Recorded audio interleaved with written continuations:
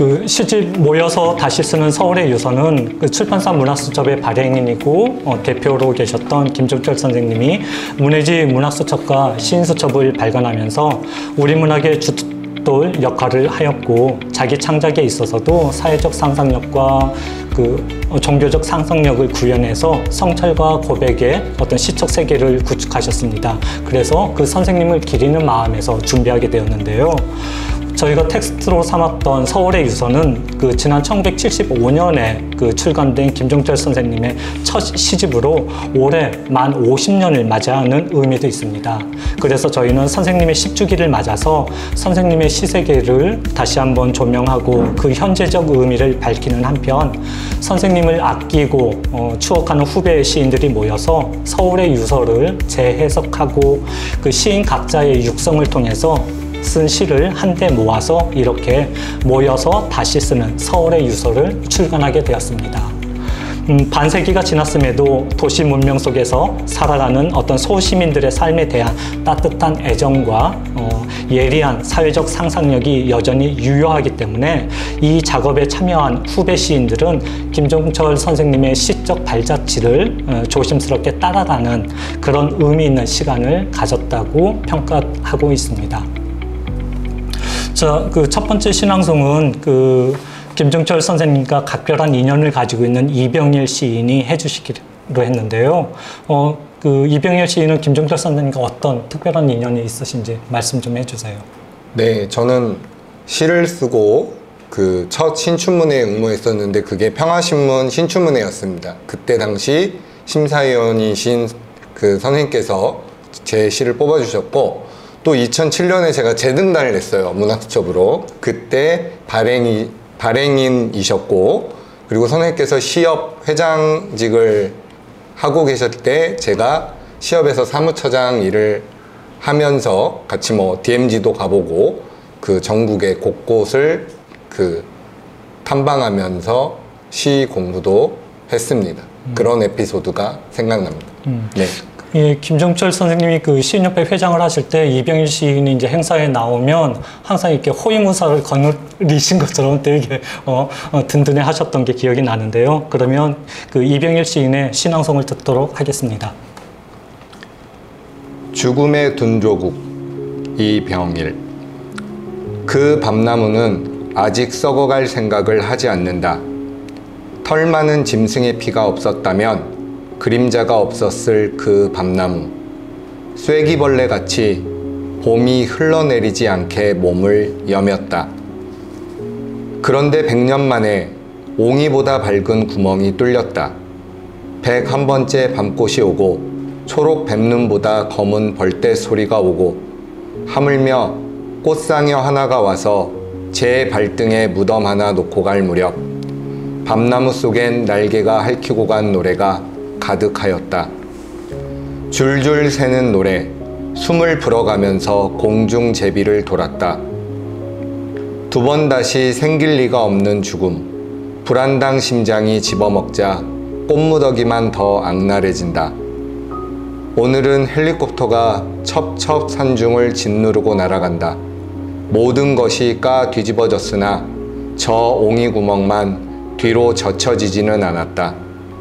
까마득한 저곳으로 곰 발바닥 얼굴을 한 남자가 침을 뱉고 오줌을 싸고 밤나무를 타기 시작한다. 검은 숨소리와 겹겹 주름진 방을 꺼내면 척추동물의 화색이 구겨졌다 퍼질 것만 같다. 본의 아니게 죽음의 둔주곡을 종교로 믿는 밤나무, 웅덩이 달의 목까지 잠겼으나 그저 우뚝 솟아있다. 네, 감사합니다. 자, 이번에는 성미아 시인 모셨는데요. 성미아 시인은 2014년도에 시인수첩 신인상으로 등단을 하셨잖아요. 네. 그 당시에 심사위원 중에 한 분이 김종철 선생님이셨는데, 그때 그 김종철 선생님이 해주셨던 말씀 중에 생각나는 부분이 있으신가요? 선생님하고 처음 뵀는 게 그 시상식 식당, 한식당에서 처음 뵀었는데 선생님들 여러분이 계셨고, 저한테 이제 열심히 쓰는 것밖에 없다, 시인은. 그 말씀을 해주신 게 저는 이제 계속 시 쓰는데 도움이 되고 그분 생각이 늘 나는 것 같습니다. 예, 저도 기억이 나는데 그때 그 당시에 김종작 선생님이 성회 시인을 신인으로 이렇게 발굴하면서 되게 뿌듯해하셨던 그런 작품이 좋다고 그런 말씀하셨던 게 기억이 나고요. 이번에 이번 시집에서 소품이라는 네. 제목으로 시를 쓰셨는데 이거는 어떤 의미를 가지고 쓰셨는지. 제가 이 시를 그 노도라는 섬에 머무를 때 썼거든요. 그 노도가 김만중 유배지예요. 그 고운몽을 쓴 장소인데 그 처음에 김만중이 그 자기 어머니한테 편지글 형식으로 썼다는 게 그 고운몽인데 제가 그 섬에 머무르면서 그 김만중이 초옥에 이렇게 살았는데 그 밑에 가보면 그 자주 가던 어머니가 생각이 나면 이렇게 자주 가보던 그 해안선이 있어요. 거기서 이제 저도 늘 내려가 보곤 했는데 그날따라 비가 와서 약간 가랑비에 미끄러진 거예요. 근데 하마터면 이제 이게 절벽 난간에 떨어질 뻔했는 상황인데 정신을 이제 차려서 눈을 떠보니까 이렇게 눈앞에 다정급 나무꽃이라고 딱 피어 있는 거예요. 그게 제가 알던 꽃이거든요. 하얀 꽃이고 이런데 근데 이제 그 시니피향이 다정급 나무란 다정한 이런 시니피향이 제가 이 시를 쓰게끔 하더라고요. 그 옆에 또 이제 바위가 이렇게 있었는데 그것도 망모 같은 어머니 모양 같은 형상이 또 있고 그래서 이제 저도 엄마가 이제 저 섬에 있었으니까 엄마를 그리워하는 마음이 있고 이런 상황이었는데 요번에 이제 선생님이 그 김종수 선생님의 소품이라는 제목을 저한테 주셔서 이렇게 딱 읽어보니까 그 김종수 선생님이 꿈에 이제 그 돌아가신 어머니 이 소품이 김종수 선생님 시의 소품은 어머니를 이제 꿈에도 생각하는 그 망모에 대한 그리움이 절절하더라고요. 이게 눈물이 날 정도로. 그래서 제가 써놓은 시하고 이게 맥이 너무 맞는 거예요. 그래서 이 시를 선택하게 됐습니다. 예, 그러면 그 육성으로 듣는 선생님의 시가 더 궁금한데요. 네. 한번 읽어보겠습니다. 부탁드립니다. 네. 예. 소품, 당신 다정큼 나무꽃. 꿈속은 수심이 없어요, 어머니. 당신은 수천 년 전 사람. 어젯밤에는 나쁜 꿈을 꾸었어요. 조심할 세상이 없어졌어요. 나는 비탈을 오르락내리락 하다가 가랑비에 미끄러졌어요. 다정큼 나무꽃이 피었어요. 미끄러진 몸이 절벽에 걸쳐졌지요. 북쪽을 향한 위중한 해안선을 돌며 건너지 못한 말들 만들어 놓았으니 바위에 3번 꺾인 발밑의 검은 눈물 끌어당기면 어머니, 이 꿈은 언제 깰 수 있나요? 내 방이 바닷물 속에 가라앉고 종이책이 젖어 당신의 치맛자락 잡을 수가 없어요. 절벽과 파도가 어머니를 부르고 저 높이 돌과 물이 섞여 다른 몸이 된 당신 망모석이라고 부를까요? 불러도 될까요? 어머니 거기 계시나요? 예, 감사합니다. 예, 이번에는 고은진주 시인이신데요. 고은진주 시인은 김종철 선생님이 타계한 이후에 시인수첩으로 등단을 하셨는데 혹시 김종철 선생님에 대한 어디 먼 자리에서 뵙거나 그런 기억은 없으세요? 뵌 적은 없는데요. 제가 이제 어렸을 때 해리포터를 제가 접했었거든요. 어렸을 때는 아니었을 것 같은데. 그러니까 우리 애들이 어렸을 때 제가 먼저 해리포터를 읽고 너무 재밌어서 애들한테 이제 책을 사주려고 했는데 뭐 제가 그런 기억이 나요. 출판사에 직접 전화해서 다음에 몇 회, 그러니까 다음 책이 언제 나오느냐 그런 전화를 했었던 기억도 나거든요. 그렇다고 한다면 인연 있다고 생각이 됩니다. 예, 그 통화를 직접 김종철 선생님이 하신 건 아니고. 그런 건 그렇죠? 아니에요. 예. 예, 그다음에 오늘 그 작품은 초청이라는 제목으로 작품을 쓰셨는데요. 이 작품을 쓰신 의미나 의도가 따로 있으실까요? 처음에 이제 김종철 선생님의 초청이라는 제목을 제가 부여받고 고민이 좀 됐어요.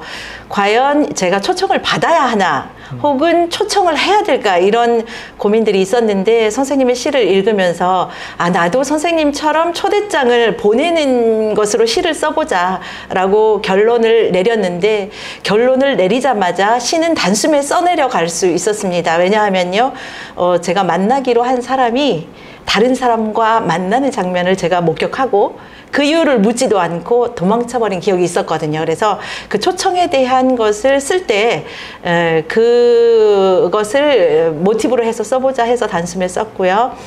그래서 김종철 선생님이 쓴 그런 시들은 자연과 사람 모두를 초청한 찬란한 기다림의 시라고 제가 받아들였다고 한다면 제 시는 장미를 사람화해서 한 사람에 대한 후회를 초청했기 때문에 찬란해지기 위한 기다림의 시라고 좀 받아들여 주셨으면 어떨까 싶습니다.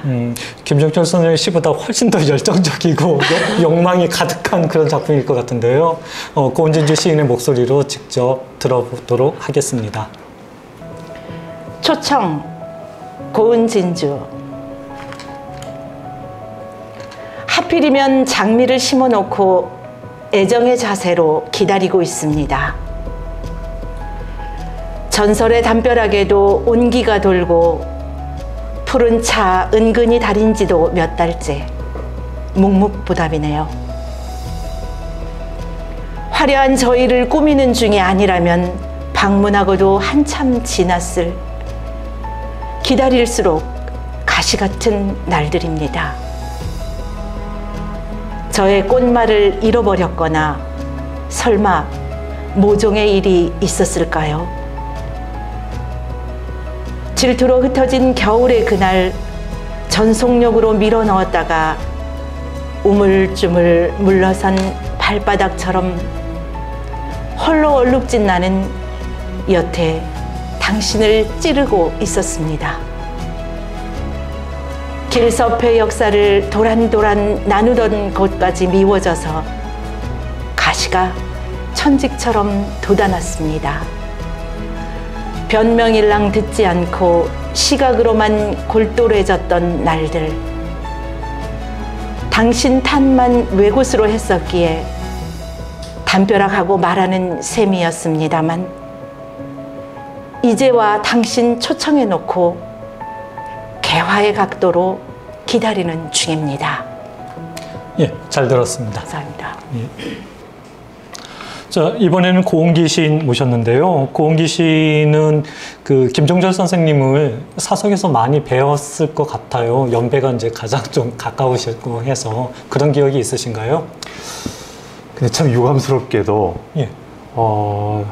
제가 뵙지를 못했어요. 아, 아주 먼 자리에서 어느 문학 행사에 예. 초청되어 오신 선생님을 뵌 적은 있지만 묘하게도 개인적으로 가깝게 지낼 기회가 없어서 선생님 돌아가신 다음에 내내 그게 참 아쉬웠어요. 제가 그 문해지 문학수첩과 시인수첩을 할 때 이제 그 기획회를 할 때 김종철 선생님이 꼭 이렇게 고은기 시인에게도 청탁을 해라라고 해서 제가 느끼기에는 각별히 아끼셨던 그런 마음이 있으셨던 것 같은데 아마 작품을 먼저 보고 그렇게 아끼셨던 것 같고요. 이번에 그 참여하신 그 시집에서는 재봉이라는 작품을 이렇게 재해석해서 쓰셨는데요. 재봉은 사실 김종철 선생님의 가장 대표작이라고도 할 수 있는데요. 그 고은기 시인께서 어떻게 이 작품을 보셨는지요? 1968년 한국일보 신춘문예에 당선된 선생님의 데뷔작이잖아요. 예. 말씀하셨다시피 이 기획자가 저에게 이 작품을 말씀해 주셨을 때 아주 부담스러웠어요. 네. 데뷔작이자 또 선생님의 대표작 가운데 또 한 편이기도 한데 이게 맞붙어서 된 일이 아닌데 그런 생각이 먼저 들었고요. 그러나 이때가 21살 때시거든요. 네. 데뷔하실 때가. 네. 21살 청년이 적어도 결혼해서 한 10년은 살아본 사람인 것 같아요. 예, 예. 시를 읽어보면. 예. 사시사철 눈 오는 겨울에 은은한 배틀 소리가 들리는 아내의 나라. 이런 구절을 어떻게 21살 청년이 쓸 수 있을까? 그런 생각을 하면서 새삼 김종철 시인의 어떤 넓은 시세계에 감탄하면서 어쨌건 오기가 생겼다고나 할까요? 네. 저도 21살 때 데뷔했거든요. 아, 그러세요? 한번 붙어보자. 그런 마음이었는데 그러나 그것은 행복한 마음이었습니다. 이런 조금 전에도 말씀드렸다시피 생전에는 큰 인연을 제가 맺지를 못했는데 돌아가시고 난 다음에라도 이렇게 선생님의 데뷔작에 제가 한번 운을 맞춰보는 기회를 갖는다는 것이 얼마나 행복한 일인가 그런 생각하면서 썼습니다. 예. 아마 김종철 선생님도 그 고은계 선생님의 재봉이라는 시를 들으시면 되게 뿌듯하게 생각하실 것 같은데요. 그러면 오늘은 그 김종철의 재봉 말고 고은기 시인의 재봉을 한번 들어보도록 하겠습니다. 재봉. 호수가 얼어서 지구의 구멍난 자리가 떼워졌다. 청둥오리는 어디로 갔을까? 여름 내내 내린 비가 땅속으로 빨려들던 소용돌이 속에 청둥오리는 바느질 하듯 물속에서 물 밖으로 부지런히 자맥질 쳤었다. 겨울 오고 청둥오리 떠나고 자맥질로 다려진 수면 넌지시 잠겼다. 두 번째, 잃어버리는 빈도와 찾아내는 요령은 비례해서 늘어난다. 기억이 죽는 대신 지혜는 산다. 이를테면 물건을 잃거든 놓친 자리까지 찬찬히 거슬러 돌아가 보라. 다는 아니어도 기다리듯 가만히 있어 다시 만난다. 그러므로 나이 든다고 초라해질 일 없다. 세월은 잃어버린 길을 따라 돌아가는 재봉선이다. 어느덧 거기 나타나는 내 몸에 적당히 맞춰져 가는 옷 한 벌. 예, 감사합니다. 자, 이번에는 안은숙 시인인데요. 그 등단을 2015년에 실천문학으로 하셨잖아요. 네, 그러면 제 생각에는 김종철 선생님하고 인연이 닿기가 어렵겠다 생각이 되는데 그 오늘 나와서 김종철 선생님에 대한 인연을 짧게 말씀하신다 했거든요. 그래서 되게 궁금해요. 어떤 인연이 있으신지 등단과 그게 거리가 있는데. 네, 제가 김종철 선생님을 알고 지낸 건 아니고요. 예. 한 13년 전에 됐던 것 같아요. 그쯤에 길을 가다가 우연히 만나게 되었어요. 그래서 제가 이제 사진에서 뵌 것과 너무 똑같아서 예. 네, 알 수 있었고 또 인사를 드릴 수 있게 되었는데요. 그때 제가 이제 인사를 하니까 김종철 선생님께서 누구더라? 라고 물으시는 거예요. 그래서 저는 그 당시에 신춘문예를 준비하고 있었고 그리고 또 이제 선생님께서는 1968년에 또 한국일보 신춘문예로 이제 등단을 하셨잖아요. 그래서 익히 들어서 알고 있었는데 만나 뵙게 되니까 굉장히 반갑더라고요. 또한 그 김종철 선생님의 이제 시를 제가 보게 되었는데 그 안에 이제 흑석동에서라는 시가 있어요. 예. 네, 사실 제가 흑석동에서 나고 자랐거든요. 아, 그러세요? 네. 그리고 84번 종점이 나와요. 예. 그 시 안에 그런데 그 84번 종점에 중앙대학교 그 부속 고등학교가 있었어요. 근데 이제 저희 아버지가 거기서 선생님을 하셨고요. 저는 또 이제 중대부여고에서 네, 그러니까 아빠는 남고에 저는 또 여고에 이렇게 보냈고 그 다음에 결혼하기 전까지 제가 이제 흑석동에서 많이 활보를 하고 다녔죠. 그래 안은숙 시인에게 그 겨울 감기가 아니라 흑석동에서라는 시를 청탁을 드렸어야 되는데 그런 내용을 몰라서 그랬군요. 네, 아마도 그렇게 했으면 좀 더 많은 이야기가 나오지 않았을까 싶은데요. 예, 앞으로 10년 후에 다시 한번 기회를 한번 가져보도록 하죠. 네, 알겠습니다.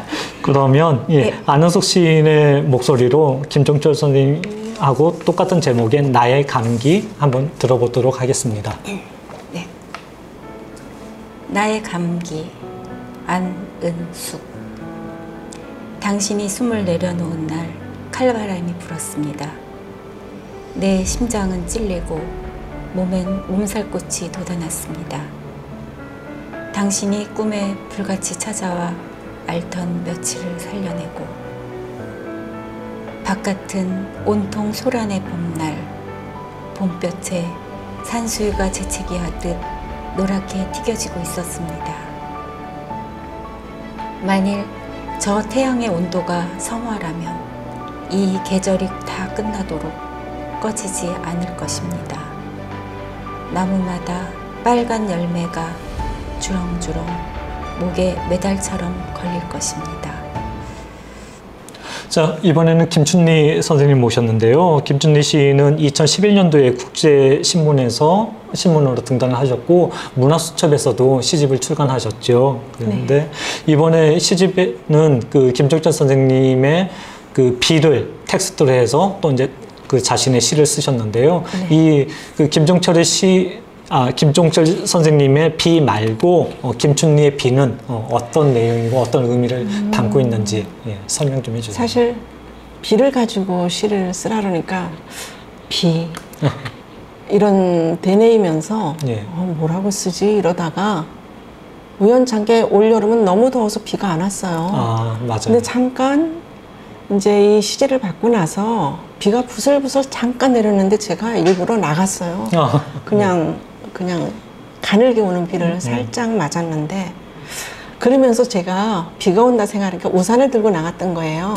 우산을 들고 나갔는데 쓰지는 않고 그냥 들고 다시 들어왔는데 그 행위가 무슨 뭐 비를 가지고 써야 되겠다 이런 이제 생각을 한 건 아니었는데 나중에 가만히 우산의 의미가 좀 비하고 많이 연관이 된 것 같아서 비와 우산에 대해서 그리고 우산이 의미하는 이제 종교적인 어떤 모티브 같은 것들을 가지고 시를 쓰게 됐습니다. 예, 김종철 선생님의 시 세계를 설명할 때 빠지지 않는 부분이 종교적인 상상력과 사회적인 상상력이어서 그 비에서도 어떤 종교적인 어떤 색채를 느끼셨나 본데요.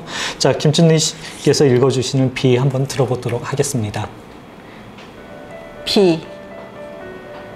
비월 확률이 두리번거린다. 비누 거품을 묻힌 이마에서는 미열이 났다. 미열을 끓여 커피를 내린다. 누군가 물방울을 쥐어짜면 천장에서 누수가 시작되었다. 그건 물이 집 안으로 들어와 지붕이 되려는 일이다. 번제물과 하늘은 천적 사이다. 아이들은 일어서고 어른들은 뛴다. 누수는 하늘이 인간에게 내리는 번제물, 비는 뿔의 방식으로 자란다. 우산을 뿔의 모양으로 볼 수 있는 곳은 한 곳뿐이므로 비는 한동안 신을 대신했다. 비와 지붕의 간격에서 기상캐스터가 화장을 고친다. 지붕들이 최초의 대비책이라면 최초의 재앙은 신이 만들어냈을 것이다. 살면서 우산을 몇 개나 잃어버렸을까? 몇 개의 대비책과 느닷없음을 잃어버린 걸까? 사실 비는 왕복 현상이다. 그러므로 오늘은 아무렇게나 흐르기로 했다. 오랫동안 흘렀지만 고이지 못했다. 스며들지 못해서 따라가기로 했다. 예, 잘 들었습니다. 감사합니다. 예, 이번에는 정선 시인 모셨는데요. 그 김중철 선생님의 타종을 가지고 그걸 텍스트로 해서 그 정선의 그 정선 시인의 타종을 쓰신 거잖아요. 예, 그 어떤 의미를 가지고 이 작품을 쓰셨는지 짧게 설명해 주세요. 그 늙은이의 몸이 동종에 대해서 올렸듯이 제게 10월에 굉장한 그 고통이 심한 날들이 이어졌어요. 정말 생과 사를 오가는 그런 상황이 제가 아니라 제 가족 중 한 명이 그랬을 때 정말 어떻게 해야 될지 모르겠더라고요. 그랬을 때 발버둥 치다가 받아들이자라고 생각했을 때 고통이 0이 되더라고요. 그때 이제 몸이 가볍게 환해지고 뭔가를 할 수 있겠다 생각이 들고 깨달음이 왔어요. 그 깨달음이 저한테는 이제 타종의 하나의 행위라고 생각을 했고, 이집트 피라미드 무덤 속에 들어가서 그 관이 도굴꾼이 다 훔쳐가가지고 비어 있더라고요. 거기에서 덩그러니 혼자 앉아 있으니까 사람은 어차피 죽어서도 살아서도 꽃이다, 그런 생각이 들더라고요. 사람이 나고 살고 죽고 하는 과정이나 아주 흔한 말이긴 하지만 꽃이 새싹을 틔우고 피우고 다시 지는 이런 모든 과정, 그리고 지금 저희가 이 자리에서 김종철 선생님을 흠모하면서 선생님의 시 정신을 다시 돌아보고 하는 것도 꽃피는 과정의 하나다, 이런 생각이 들었습니다. 그래서 제가 제일 마지막 구절에, 근데 그런 일종의 깨달음이 저에게는 타종이었던 거죠. 그래서 사람은 가고 사람은 오고 사람은 남아서 다시 사람은 다시 꽃피어 사람으로 남는 것이라고 생각을 했습니다. 예. 네네. 예, 그러면 그 정선 시인의 목소리로 그 타종 한번 들어보도록 하겠습니다. 타종, 정선. 그의 10월은 재갈을 풀었다. 퉁퉁 불어 일그러진 유리병. 3시간마다 우유를 먹어 비대해진 시계. 팔싹둥이 배를 북처럼 치는 불경한 손. 모서리가 두려웠고 숨은 여의 날들이 반복되었다. 슬픔을 버릴 곳이 없었다. 해걸음 들녘으로 달려가 만종의 부부처럼 고개를 숙였다. 환도뼈에서 자꾸만 미끄러지는 노을빛 종소리.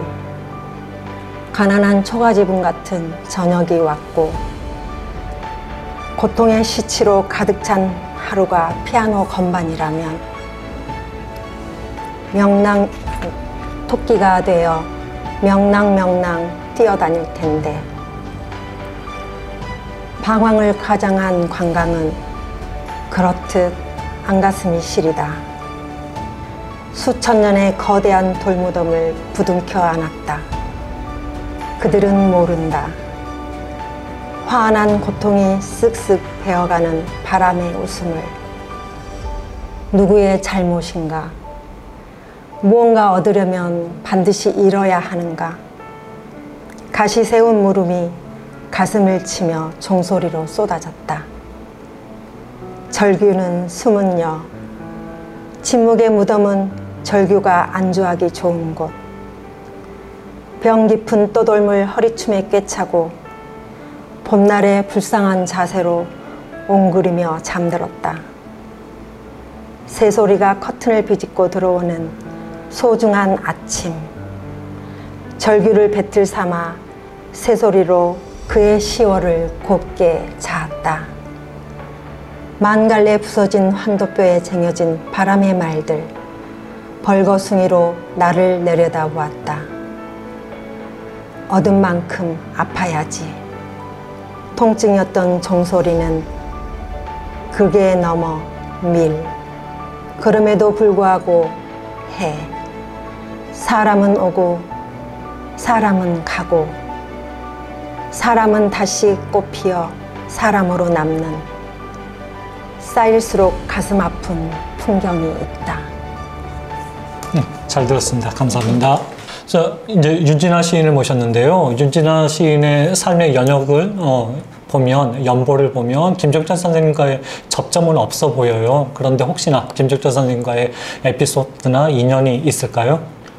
그렇게 이제 앞에 다른 몇 분도 말씀하셨는데, 저도 이제 선생님을 먼발치에서 뵙거나 조남을 이렇게 지면으로 뵙거나 그랬던 거였는데, 어느 날이었어요. 그러니까 제가 등단하기 전이죠. 예. 시 동인을 하고 있었는데, 그 홈페이지에 그 시평을 해주는 난이 있었어요. 예. 문청들. 어떤 분이 계속 못에 관해서 올리시는 거예요. 제가 거기다 답글에다가 제발 못 좀 그만 쓰세요 이랬더니 예. 저희 동인 중에 한 분이 그 얘기를 하시더라고요. 못하면은 김종철에서 끝났지. 딱 그 얘기를 하더라고요. 그렇게 해서 이제 선생님 조남하고 선생님의 별명이 그 별명이라고 해야 되나?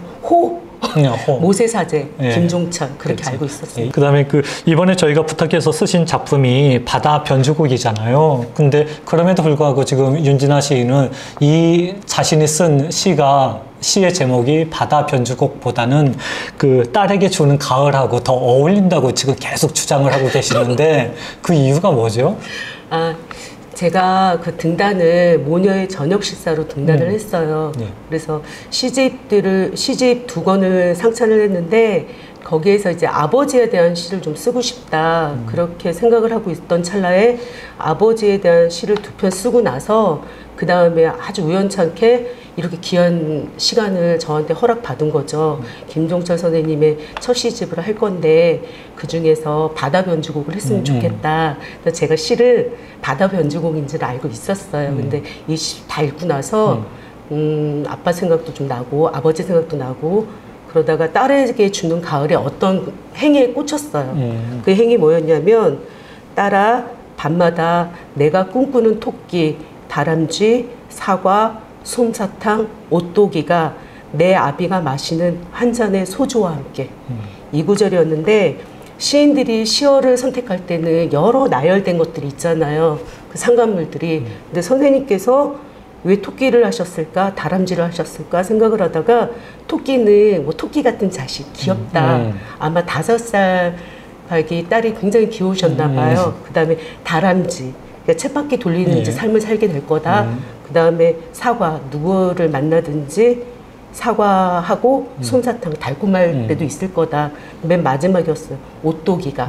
이 부분이 제가 좀 아버지에 대해서 시를 쓰고 싶었고 지금 생업을 좀 바꾸려고 했던 때에 만났던 구절이라서 어떤 분께는 별거 아닌 거겠지만 저한테는 이 시가 주는 좀 감동이 있어서 부득불 딸에게 주는 가을로 아버지에게 답신 하듯이 썼어요. 예, 유진아 시인의 이야기를 들으니까 김종철 선생님의 시가 훨씬 더 깊어 보이는데요. 비록 제목은 바다의 변주곡이지만 그 속내는 그 내용은 딸에게 주는 가을과 같은 그 바다 변주곡, 그 윤진아 시인의 목소리로 들어보도록 하겠습니다. 바다 변주곡 윤진화. 아버지, 나도 이제 많이 컸어요. 깊어가는 가을을 보러 바다에 왔잖아요.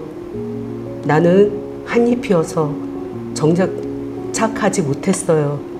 내가 기댄 것들마다 출렁이는 슬픔을 나눠줬어요. 슬픔이 슬픔과 부딪힐 때 맑고 청아한 유리잔이 떠올라요.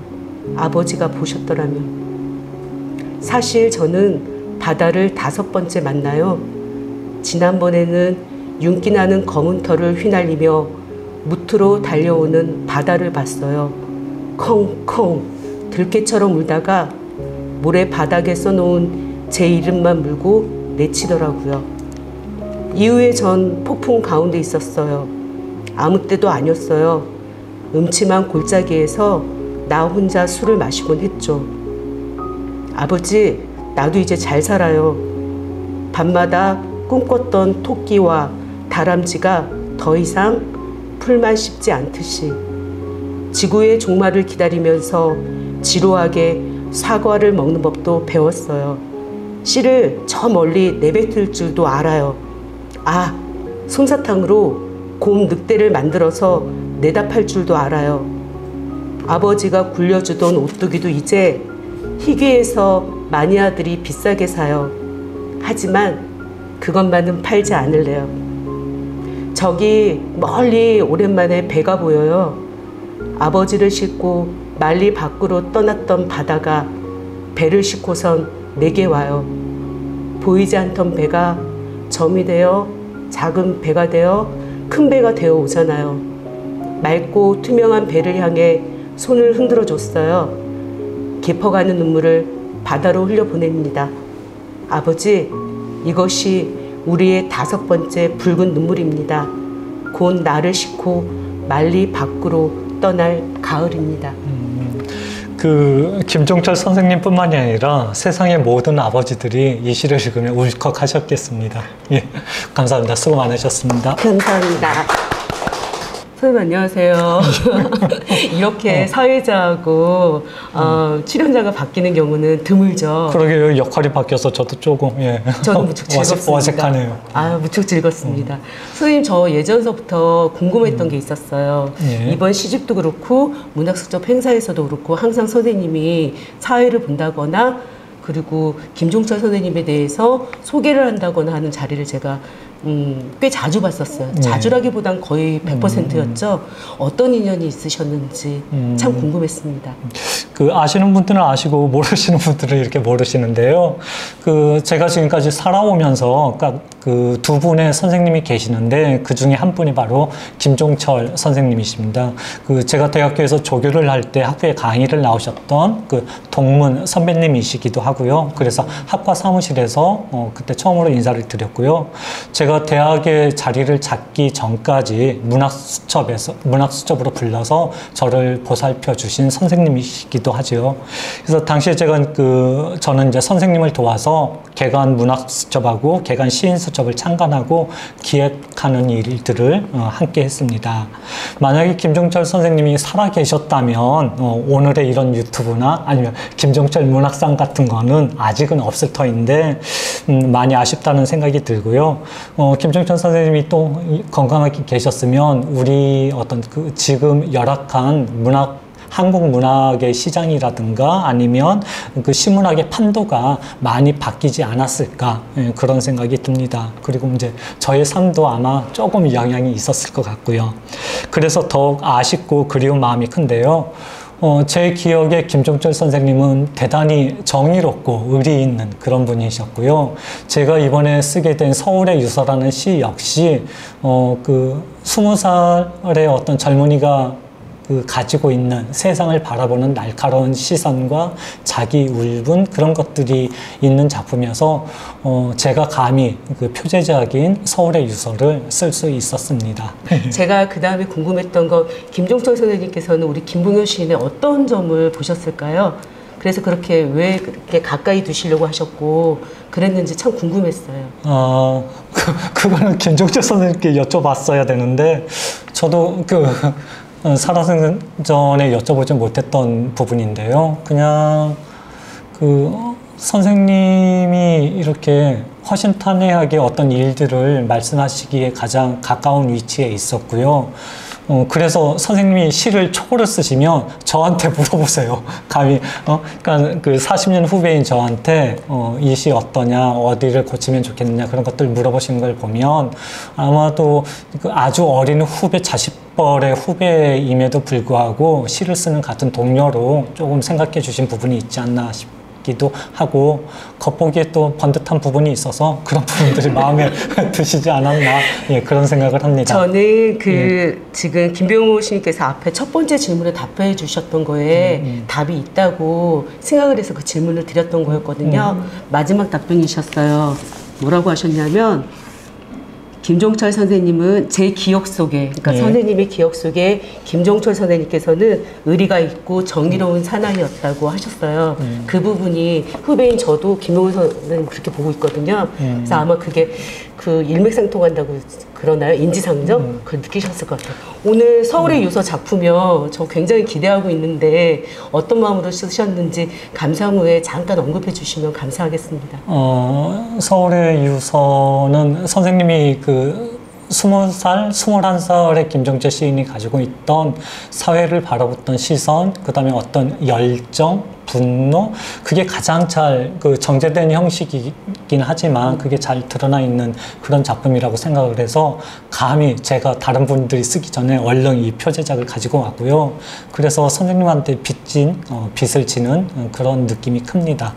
네, 그러면 네, 김병호 시인 그 쓰신 같은 제목의 서울의 유서 낭독 들어보도록 하겠습니다. 부탁드릴게요, 선생님. 서울의 유서, 김병호. 꿈에 당신이 나왔습니다. 당신은 바닥에 떨어진 날개를 주워 저에게 주었고 저는 그것을 거푸집에 넣었습니다. 주고받은 이 마음의 이름을 정하진 못했지만 녹슬고 가난한 마음은 점진적으로 여름에 가 닿습니다.